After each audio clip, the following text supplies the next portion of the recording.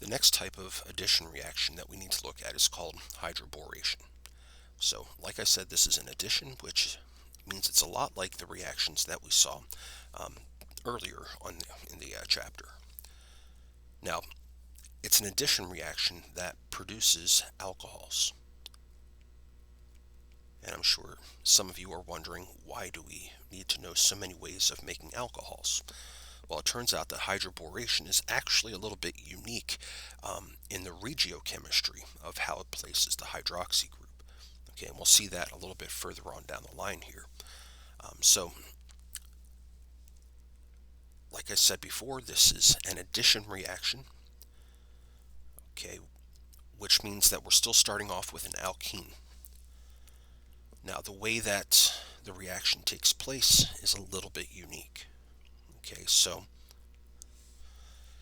there's a two-step process here. Okay, the first step involves the use of a reagent, and that reagent is going to be B2H6. Okay, this is called Diborane, and we'll talk about this in a little bit here. The second part is kind of a cocktail of different compounds. We need to have some sodium hydroxide, some hydrogen peroxide, and then water. Okay, so we start the reaction with the first step. So we add the diborane to the alkene, we let it stir for a while, and then at the very end of the reaction, we throw in these other reagents. Okay, and like I said, this is going to produce an alcohol.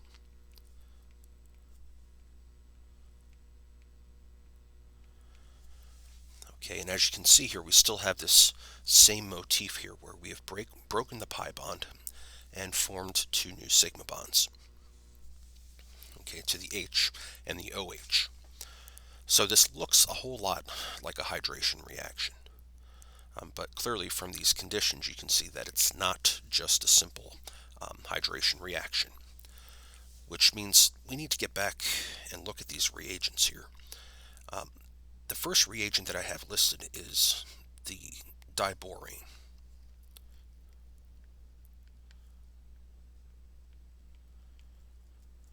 Okay, now diborane is a chemical that we can purchase. It's, like I said, B2H6, but it's not the diborane so much that we're interested in. What we're interested in is the fact that the diborane can break down into two molecules of borane. Okay, so the B2H6 breaks down into two molecules of BH3, which we call borane. Now, there are other sources of borane that we can use, but this is probably one of the most straightforward ones. Okay, now, what makes borane so special? Well, let's take a look at that. Okay, so borane, if I draw a Lewis structure for it, looks like this.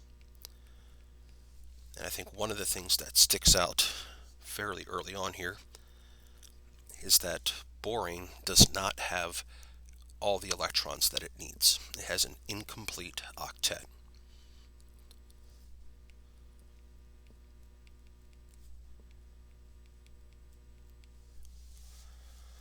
Okay, it's neutral, okay, but it wants two more electrons. Now, if we look at borane in terms of how the bonds are set up or how its geometry is set up, okay, we find that borane is going to be a planar molecule. In fact, it's sp2 hybridized. Okay, so we have these three bonds. They're about 120, well, they should be almost exactly 120 degrees apart from one another, all in the same plane. And then in addition to that, we have an empty p orbital sitting above and below the plane of the molecule. Okay, and that region right there is incredibly electron poor.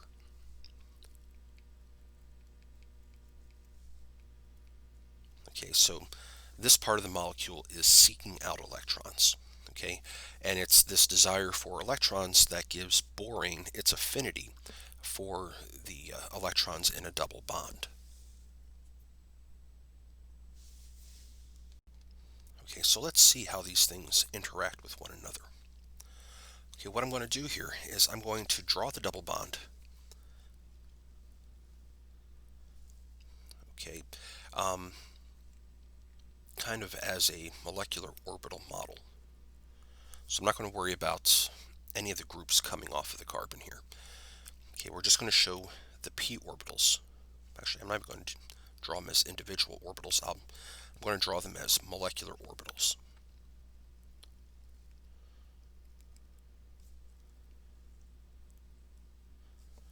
Okay, again, they are sitting above and below the plane of the alkene. Okay, and of course we have the two opposite signs of the wave equation being represented as two different colors. Okay, now when borane comes in, and again I'm just going to show this very simply as just being the B and the H. Okay, borane has its empty p orbital, and just like we saw with the alkenes, there's going to be a region above and below the plane of the molecule.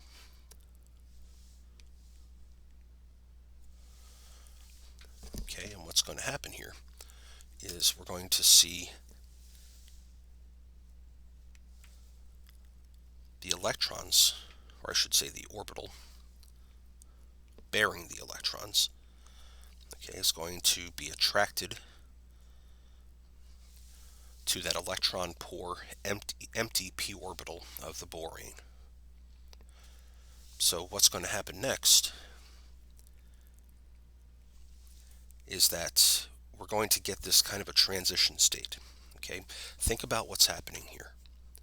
Okay, as the electrons from the double bond get pushed onto the boron, okay, we are forming a bond between one carbon and the boron. Okay, now remember, boron wants to be trivalent. It's perfectly happy having an extra set of electrons coming in to get its octet. But in order to get back to being kind of neutral charged, it's going to want to start sending electrons towards the hydrogen. Okay, so electrons come in, get poured into the p orbital, the empty p orbital of the boron.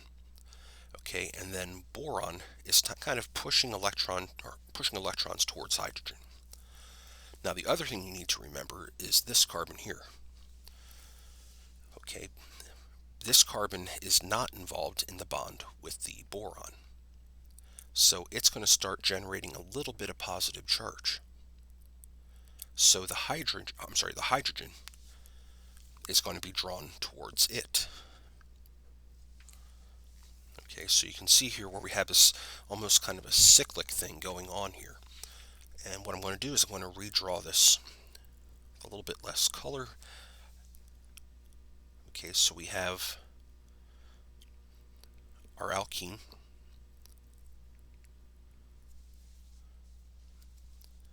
Okay, and the alkene's pi bond is getting weaker and weaker as the borane approaches.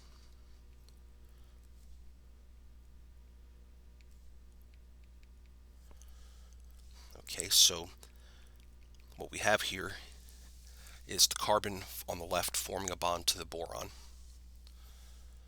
Okay, which means the carbon on the right is starting to feel a little bit of positive charge here. And because the boron's pushing negative charge onto the hydrogen, it's going to start being attracted to the carbon. Okay, I'm going to keep on drawing here. So what we're going to wind up with then is a compound that looks like this. Okay, after the bond breaks, we have a new carbon-boron bond, we have a new carbon-hydrogen bond, and of course everything else that was already on the alkene. Okay, this is what we call an organoborane.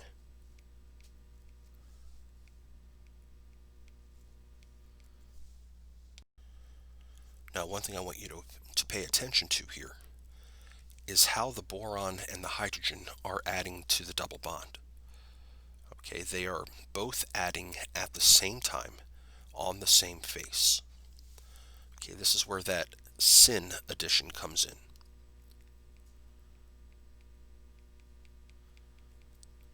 Okay, which has very important stereochemical implications for the products of these reactions.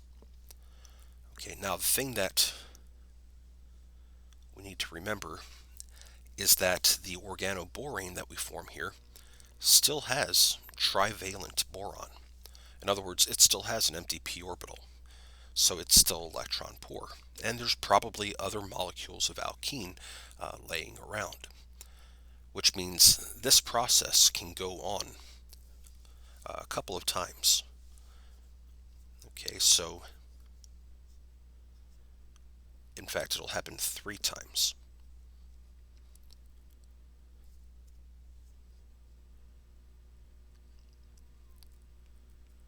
So if I have 3 molecules of the alkene, for every 1 molecule of borane, okay, what we're going to wind up with is a boron that is bound to 3 alkyl groups.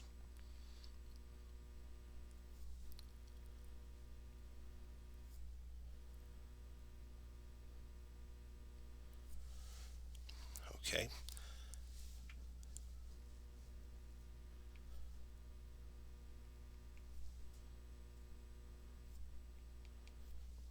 Then we have all the other groups that were on the alkenes.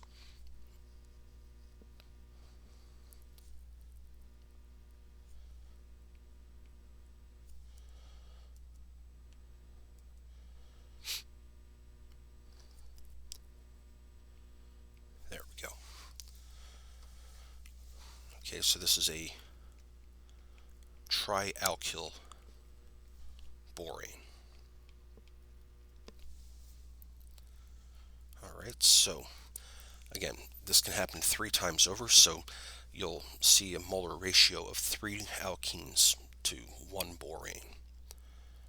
Okay, now once we get to this stage, clearly we don't have an alcohol yet. So the question is, how do we get to the alcohol? And for our purposes here in this course, we're not going to dig too deeply into the mechanism of how the alcohol actually gets produced. But essentially what's happening is the hydrogen peroxide is acting as an oxidizing agent. I'm just going to do this with 1 alkyl group on here.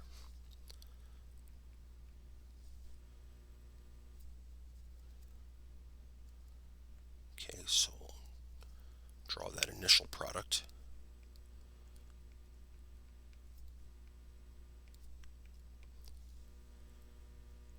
Okay, and then that mixture of chemicals is going to cleave off that boron.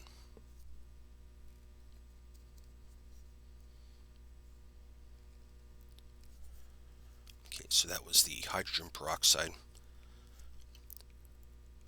sodium hydroxide, and water. Okay, and what you're going to be left with then is the boron being replaced with a hydroxy group. That's important to remember. The boron is what's being replaced with the hydroxy.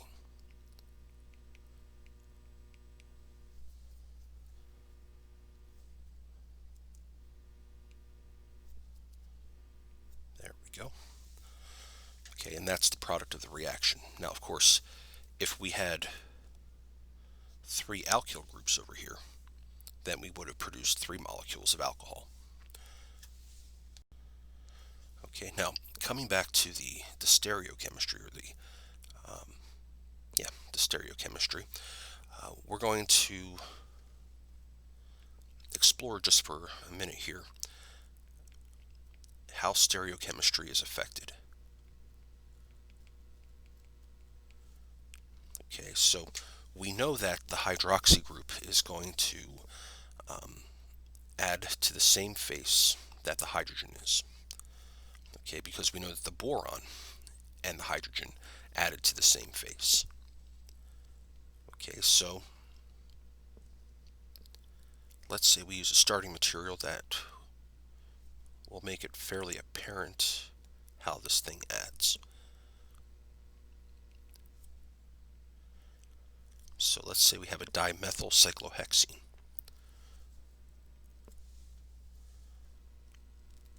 Okay, if we react that with the diborane, then follow that up with the addition of sodium hydroxide, hydrogen peroxide, and water. Okay, we're going to break that pi bond open.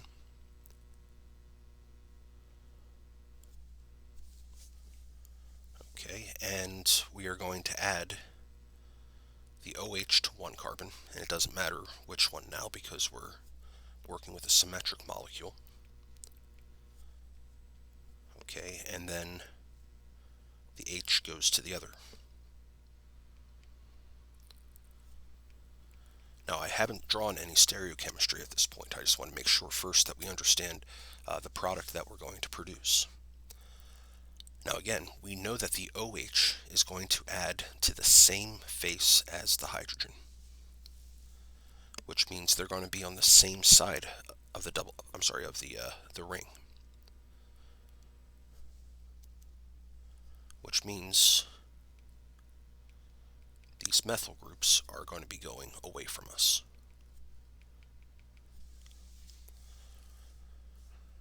Okay, now this assumes that the attack took place on the top face of the ring, but there's no reason to expect that it would only happen on the top side.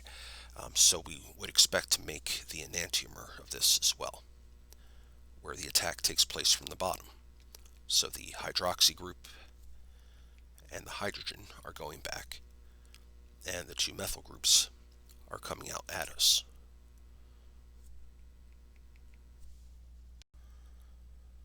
Okay, now we're still looking at just another way of making an alcohol. What makes this thing special? And I said earlier that it's the regiochemistry that makes this special.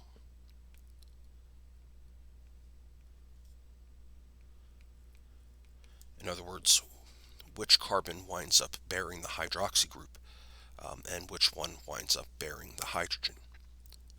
So let's say that we have an alkene where we have unsymmetric substitution.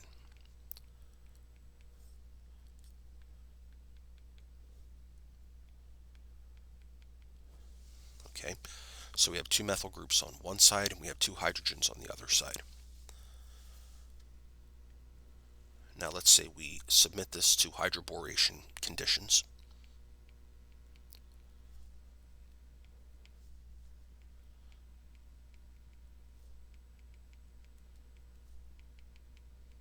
Okay. Now we know this is going to break the pi bond, produce two new sigma bonds, ultimately putting a hydroxy group on one carbon and hydrogen on the other. And I'm just going to arbitrarily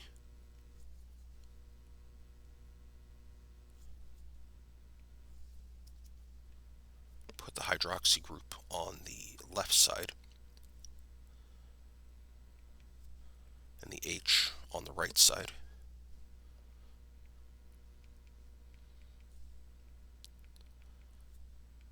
There we go. Okay, so that's one possible product that can form. However, the other product, the other regioisomer, could also form.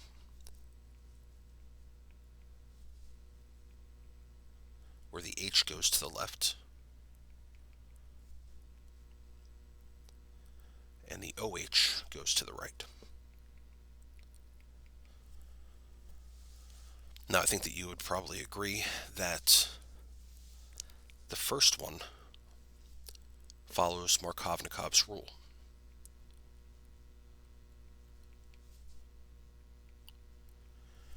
Okay, and you might be tempted to say that this is going to be the major product, but that's not the case. this other one, which we call the anti-Markovnikov, where the hydroxy group winds up on the less substituted carbon, is the major product. Okay, so major product versus the minor product. But why? Okay, well, in order to understand, we need to think about the mechanism for the reaction. We know that one of the key steps is the addition of borane across the double bond. Okay, so let's look at what happens when we do this with a non-symmetric alkene. Okay, so let's say that we were to take the alkene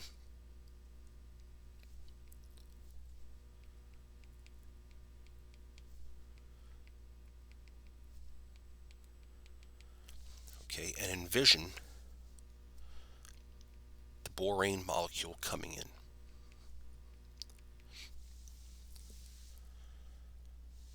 Okay, so we get the pi electrons getting donated into the boron spitting out hydride to give it to the other carbon. Okay, so this is the transition state that leads to the Markovnikov product. Now, it doesn't look so bad at first glance, but let's compare that to the anti-Markovnikov product. Okay, so we'll draw this out again.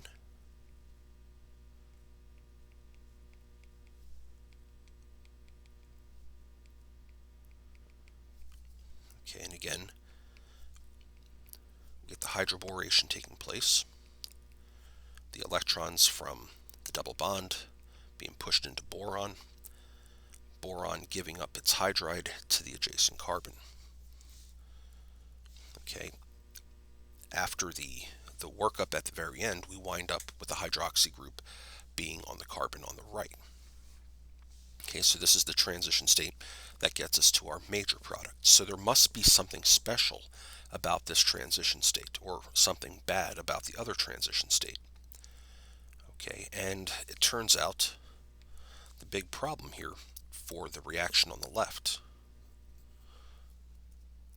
is that the BH2 part of this molecule, okay, is bigger than the H.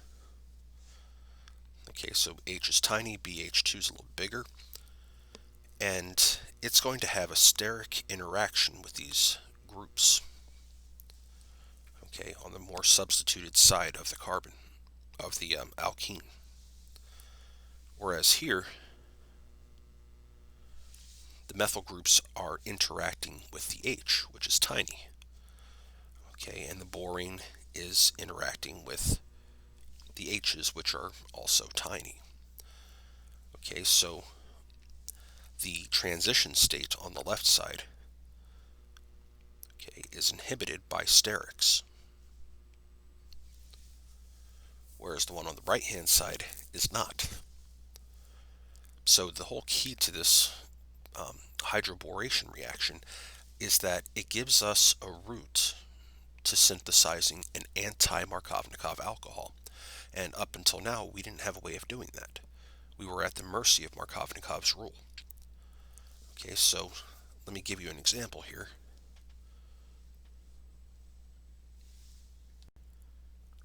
Okay, so suppose that we were to start off with a ring. Actually, let's not do a ring.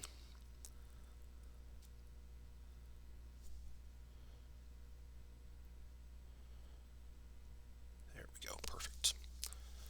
So we have an alkene where we have, let's see, hydrogens here, here, and here. Okay, and we have that big alkyl group on that one side there. Now, if we were to attempt to turn this into an alcohol using the conditions that we learned before, okay, by adding some strong acid and water, okay, we would break open the pi bond, okay, and create two new sigma bonds.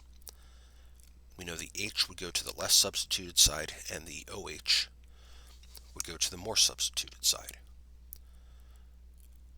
Okay, but if instead of doing that, let's say we used hydroboration,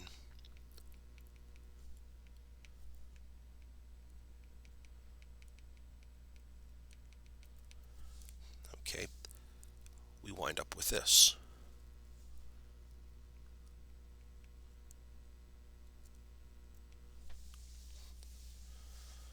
Okay, two different products, actually this is really one of the only ways that you're going to learn how to make an alcohol like this.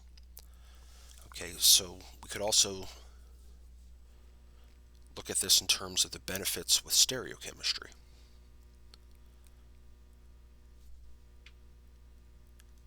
Okay, so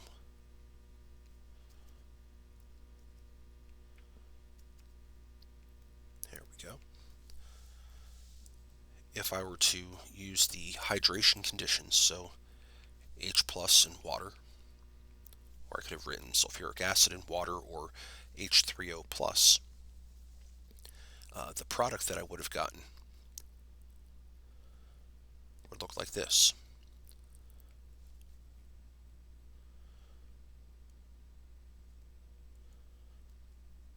Actually, there's no reason to draw stereochemistry here because the product will not be chiral.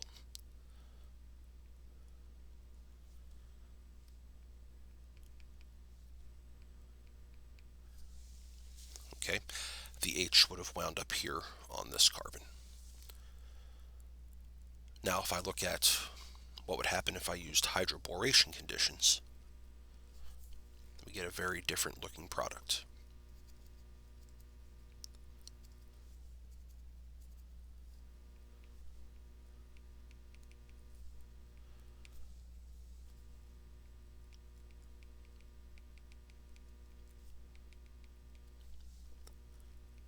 Okay, we're still going to get breaking of the pi bond. Okay, except now when it breaks, we're going to form a bond between the less substituted carbon and the hydroxy group.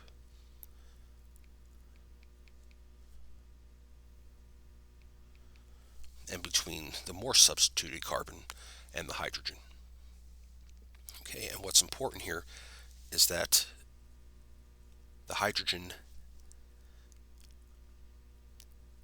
and the hydroxy group are going to be on the same face. Okay, the methyl group will be on the opposite side. Okay, of course this is assuming top side attack, but if it was bottom side, we would get the enantiomer.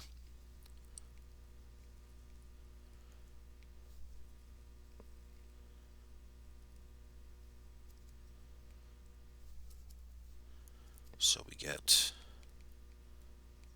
the OH going back, the H going back, and then the CH3 coming out towards us. Okay, we make both enantiomers, but we do not make the other diastereomer. Okay, so to simplify things a bit, I'm going to redraw this.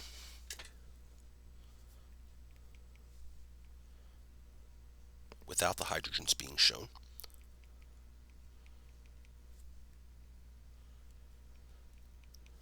Okay.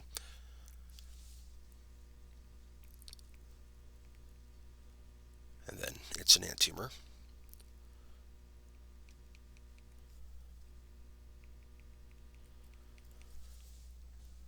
Okay, so we see those two forming, but not a bit of this.